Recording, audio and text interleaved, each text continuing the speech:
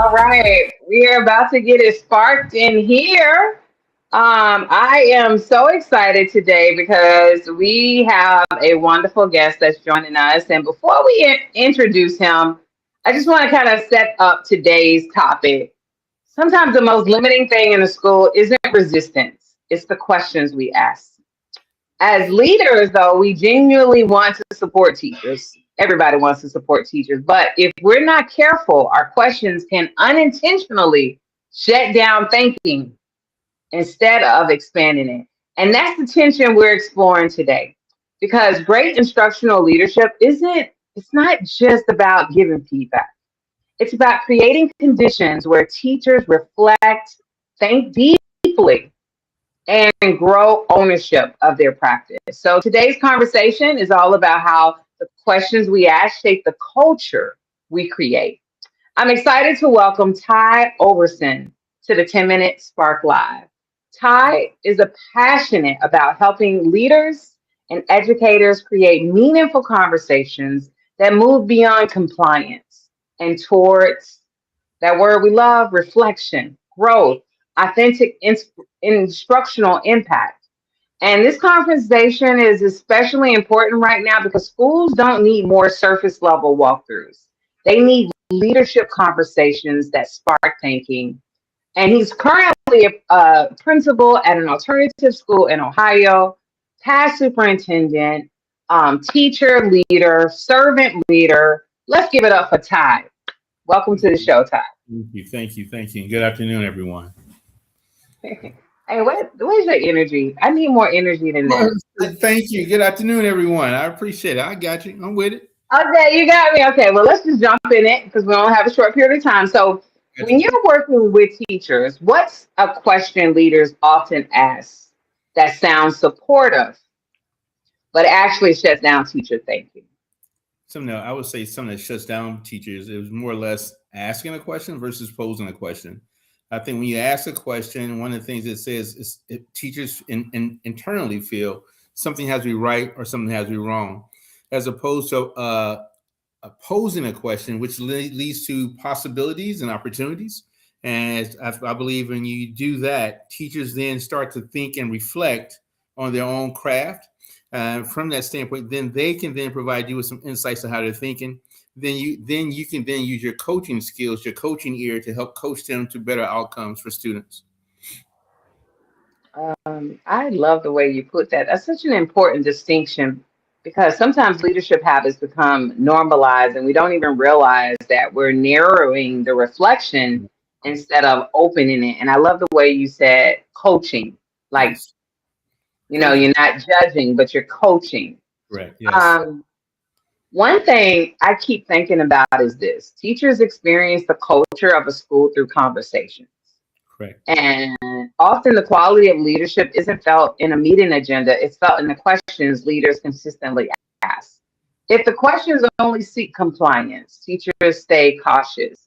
But if the questions invite thinking, teachers become reflective practitioners. So, Right. Ty, building on that, what's a shift leaders can make in how they question teachers that invite reflection instead of compliance, I say especially one. during the coaching or the walkthrough conversations? Yeah, I'd say one of the first things we always have to understand: teaching is an art and a science.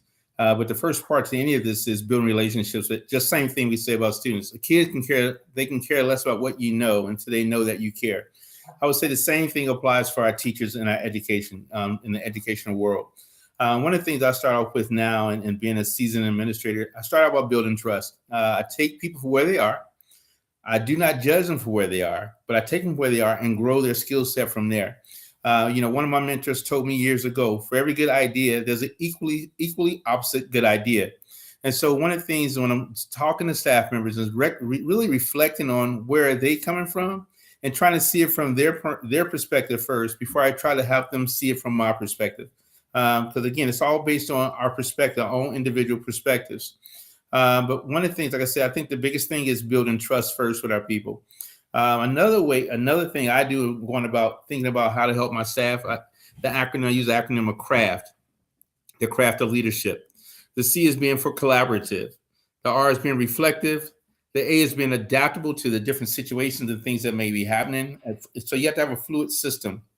The F is being focused, to focus on the outcomes and goals and making sure everyone understands where we're trying to go. The T is being thoughtful and timely. Thoughtful from the standpoint, not just having a thought, but being thoughtful about an outcome. I'm going to give you an example of what I'm talking about, even when it comes to discipline. And this just happened yesterday. I had a student who has some disabilities. 3 months ago, we had a situation on a bus. The kid has PTSD, doesn't like being confined. Our bus was late yesterday. He gets on the bus. The bus then has to wait on another student. This student wants to get off the bus. As we know, the bus can no longer, if the bus is there, they can't open the door and let the kid off unless the administrator's there to let the kid off. Kid goes off again. This time, before we get outside to help the situation, the kid don't broke the bus window, the glass door. He's punching on it because he's being confined. Yes. And the thing to be, for many people would say, well, you just suspend the kid. It's real easy to do that. And you charge the parent for restitution to make her pay for it. But the thoughtful thing to do is this: are we trying to change the student's behavior? If so, what is the consequence for the student that is meaningful? So myself and my staff had a conversation today, and we talked about the kid coming in as restitution, cleaning the buses for a couple of days of summer as restitution. Now the consequence is his for his behavior and his actions, not for the mother coming out of her pocket. You see the difference there? That's being thoughtful about a situation when it comes to discipline.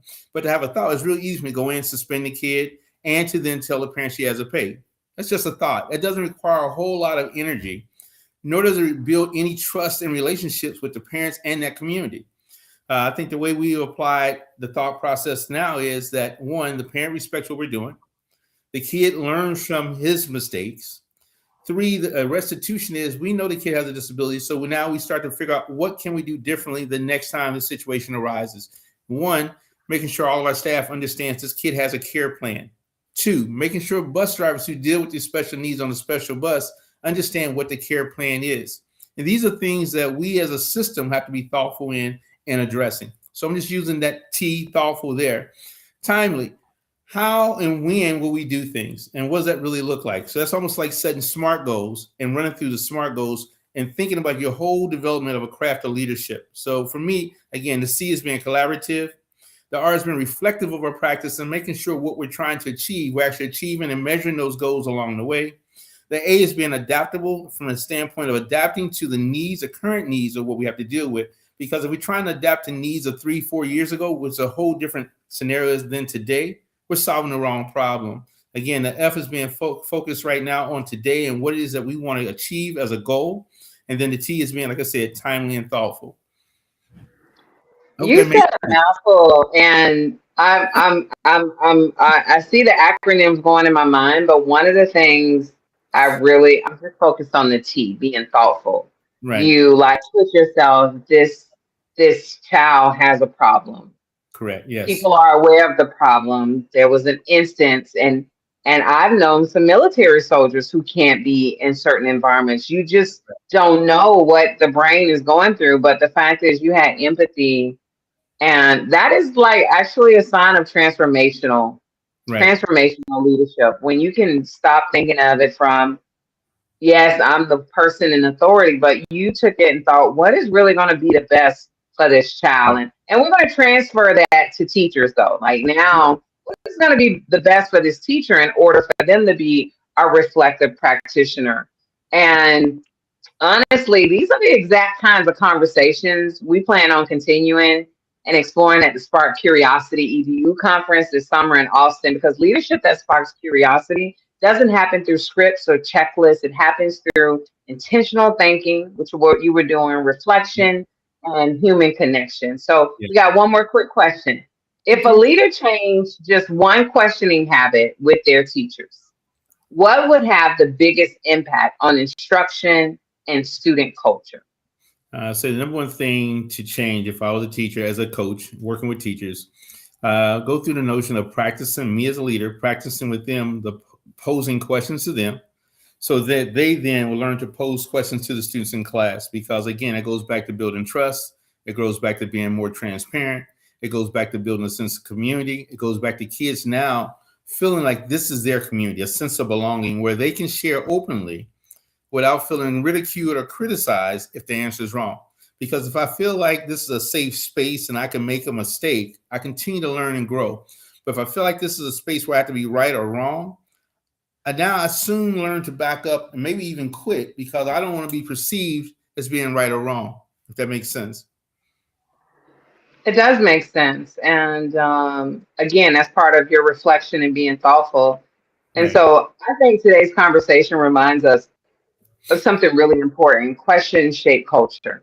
And the Exactly. types of questions you're asking is shaping the culture and the development of the teachers who are surrounding you. So the questions leaders ask either expand professional thinking or quietly restrict it. Exactly right. Are our conversations producing compliance or cultivating deeper thinking?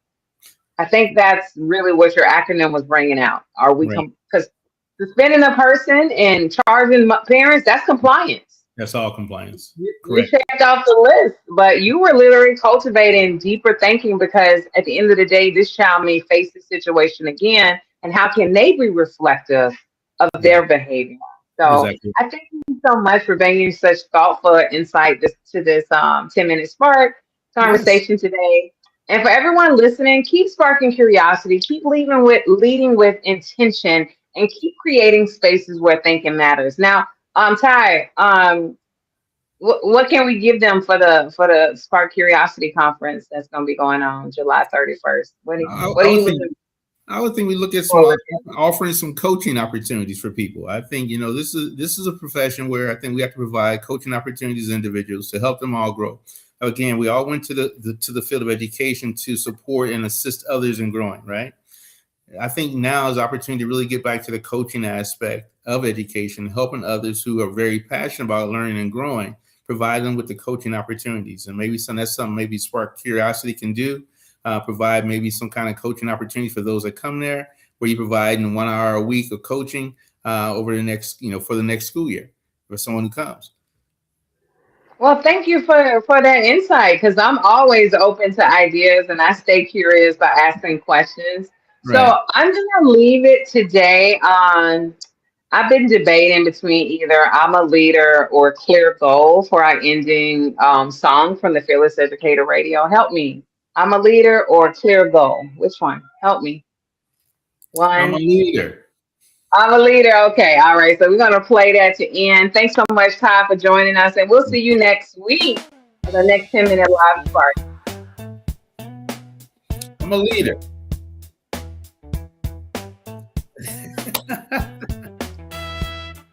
This is all original music. I love it.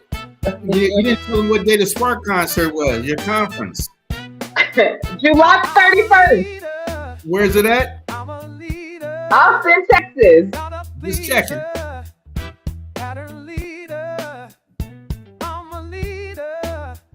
Great music too. Vision clearer, future seer. I slow down, just speed it up. Read the room, then I build it up. See the gaps where the silence sits. Ask the questions that don't get picked. I don't rush to react to heat. I observe before I speak. Curiosity is my crowd. I lift the standard, shift the ground. I notice trends before they trend. See where cycles start and end. Model clarity, move with grace. Set the tone, the pace. I'm a leader. I'm a leader. All right. We like to give them a little teaser. So they'll go to fearlesseducator.com to hear the whole song, Yes. and it actually just mimics some of the things you just said. Don't quick to react. Ask the questions, read the room, take time to respond, not react. So There you go. thank you so Exactly. much. And we'll see you next Wednesday.